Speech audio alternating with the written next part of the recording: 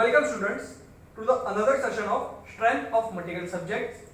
Myself Mohammad Saad, and in today's session we will discuss about Strength of Materials topic Elastic Constant.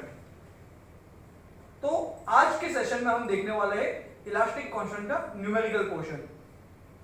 जैसे कि आपको यहाँ पर screen पर दिखाई दे रहा है, a mild steel bar of 20 mm diameter and 1000 mm length is subjected to axial tensile load of 40 kilonewton.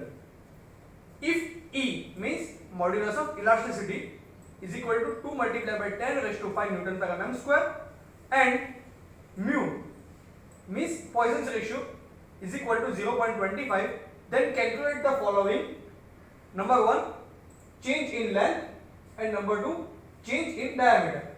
मतलब कि यहाँ पर हमको एक माइल्ड स्टील का बार दिया गया है जिसका डायमीटर है 20 mm और उसकी लेंथ हमको दी गई है 1000 mm मतलब कि 1 मीटर, और बोला गया है कि उसके ऊपर टेंसाइल फोर्स लग रहा है 40 किलो न्यूटन का, मतलब कि पुल उसके ऊपर लग रहा है।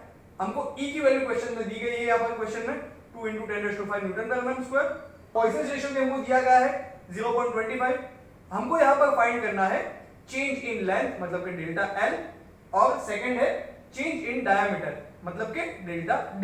तो स्टूडेंट्स, जैसा कि हमने इससे पहले क्वेश्चन में देखा, हमको वहां पर बताया गया है कि एक माइल्ड स्टील का बार है जिसका जो डायमीटर है वो 20 mm है, उसकी जो लेंथ है वो हमको दी गई है 1000 mm मतलब कि 1 मीटर, मतलब कि उसके ऊपर टेंसाइल लोड अप्लाई होता है जिसकी वैल्यू है 40 किलो न्यूटन, जिसको मैंने न्यूटन में यहाँ पर कन्वर्ट कर दिए 40 मल्टीप्लाई बाय 10⁻³ न्यूटन। और E की वैल्यू मतलब कि यंग्स मॉड्यूलस हमको यहाँ पर दिया गया है 2 × 10⁵ न्यूटन पर mm स्क्वायर, और हमको पॉइसन्स रेशियो दिया गया है जिसको हम म्यू से डिनोट करते हैं इज इक्वल टू 0.25। हमको यहाँ पर पूछा गया है change in length, first change in length find करनी है जिसको हम डेल्टा L से डिनोट करते हैं, और हमको उसके बाद पूछा गया है चेंज इन डायमीटर जिसको हम डेल्टा D से डिनोट करते हैं। तो सबसे पहले हम फाइंड कर लेते हैं डेल्टा L। तो डेल्टा L को फाइंड करने के लिए हमारे पास सबसे पहले एप्सिलॉन मतलब कि स्ट्रेन की वैल्यू होना जरूरी है, और एप्सिलॉन को फाइंड करने के लिए हमारे पास स्ट्रेस की वैल्यू होना जरूरी है, क्योंकि हमको यंग्स मॉड्यूलस की वैल्यू ऑलरेडी क्वेश्चन में दी गई है। हमको पहले स्ट्रेस फाइंड करना रहेगा, स्ट्रेस की वैल्यू से हम इजीली स्ट्रेन फाइंड कर लेंगे क्योंकि हमको ये यंग्स मॉड्यूलस की वैल्यू यहाँ पर मेंशन की गई है। तो चलिए हम फाइंड कर लेते हैं स्ट्रेस की वैल्यू। तो स्ट्रेस को हम सिग्मा से डिनोट करते हैं,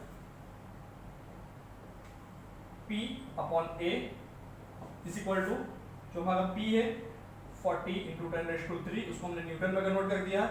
एरिया है, अभी हमारा सिलिंड्रिकल बार है तो उसका एरिया होगा π/4 मल्टीप्लाई बाय d²।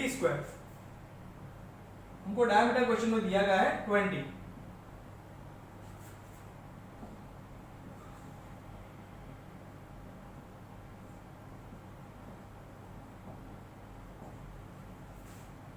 स्ट्रेस की वैल्यू हमको मिली 127.32 न्यूटन पर mm स्क्वायर।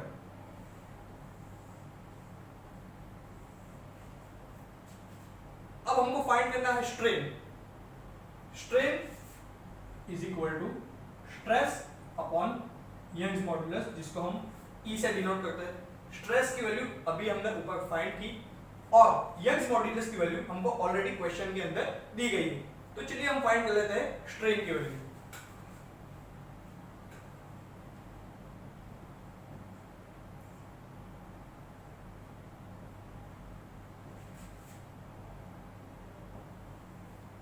हमको स्ट्रेन की वैल्यू मिली 6.36 मल्टीप्लाई बाय 10⁻⁻⁴। यहाँ पर एक बात का हमको ध्यान रखना है कि जो स्ट्रेन है वो यूनिट लेस क्वांटिटी है, तो यहाँ पर स्ट्रेन का कोई यूनिट नहीं आएगा। अब हमको एक बार स्ट्रेन की वैल्यू मिल गई है तो अब उस पर से हम change in length easily find कर लेंगे। तो epsilon is equal to change in length मतलब कि डेल्टा L अपॉन ओरिजिनल लेंथ मतलब L।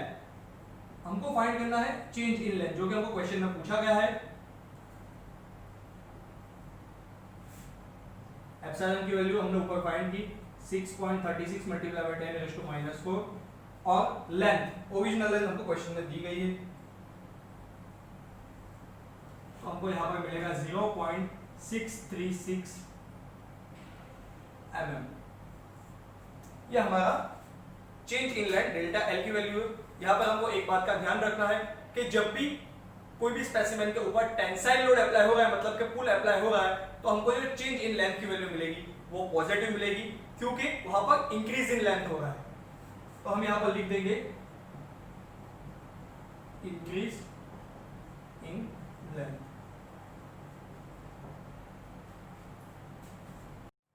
हमको इससे पहले क्वेश्चन में चेंज इन लेंथ पूछा गया था, जो कि हमने इससे पहले फाइंड कर दिया। अब हमको फाइंड करना है चेंज इन डायमीटर, मतलब कि इसको हम डेल्टा डी से डिनोट करते हैं।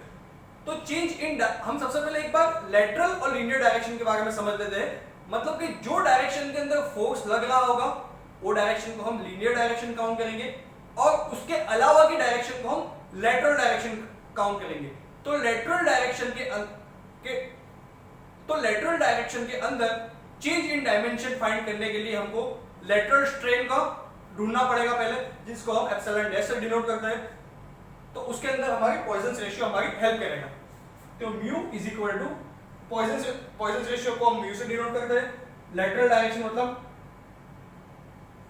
लेटरल स्ट्रेन को हम एप्सिलॉन डैश से डिनोट करते हैं, और लीनियर स्ट्रेन को हम एप्सिलॉन से डिनोट करते हैं। सबसे पहले हम फाइंड कर लेंगे लेटरल स्ट्रेन। म्यू की वैल्यू हमको क्वेश्चन में दी गई है, एप्सिलॉन की वैल्यू हमने इससे पहले फाइंड की। Epsilon dash is equal to 0.25 multiply by 6.36 into 10⁻⁻⁴। तो epsilon dash is equal to 1.59 multiply by 10⁻⁻⁴। ये हमको मिल गई लेटरल स्ट्रेन की वैल्यू, जिसको हम एप्सिलॉन डैश से डिनोट करते हैं। अब लेटरल स्ट्रेन एक बार हमको मिल गया, तो हम डेल्टा डी मतलब कि चेंज इन डायमीटर, जो कि हमको क्वेश्चन में पूछा गया है, हम इजीली फाइंड कर सकेंगे। Epsilon dash is equal to delta D upon D. हमको फाइंड करना है delta D change in diameter. हम epsilon dash multiply by D करेंगे। एप्सिलॉन डैश की वैल्यू अभी हमने ऊपर फाइंड की। डी की वैल्यू हमको यहाँ पर क्वेश्चन में दी गई है।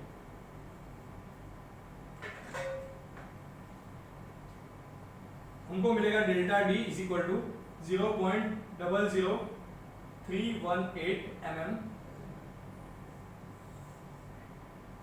जैसे कि मैंने पहले बताया, टेंसाइल लोड के अंदर जो हमारा डेल्टा एल मिलेगा वो पॉजिटिव मिलेगा, मतलब कि वहां पर लेंथ इंक्रीज हो गई है। साइमल्टेनियसली जो हमारा डेल्टा डी है वो हमको नेगेटिव मिलेगा, क्योंकि यहां पर डायमीटर साइमल्टेनियसली डिक्रीज हो रहा है। तो हम यहां पर लिख देंगे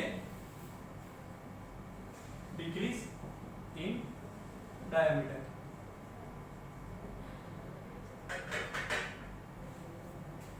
तो आई होप कि आज की वीडियो देखने के बाद आपको इलास्टिक कांस्टेंट के न्यूमेरिकल, जिसके अंदर हमने चेंज इन लेंथ और चेंज इन डायमीटर फाइंड किया, वो आपको समझ में आ गया होगा। Thank you. आज के सेशन में हमने जो टॉपिक्स डिस्कस किए उसके रिगार्डिंग कुछ इंपॉर्टेंट क्वेश्चंस यहां पर आपको स्क्रीन पर दिखाई दे रहे हैं।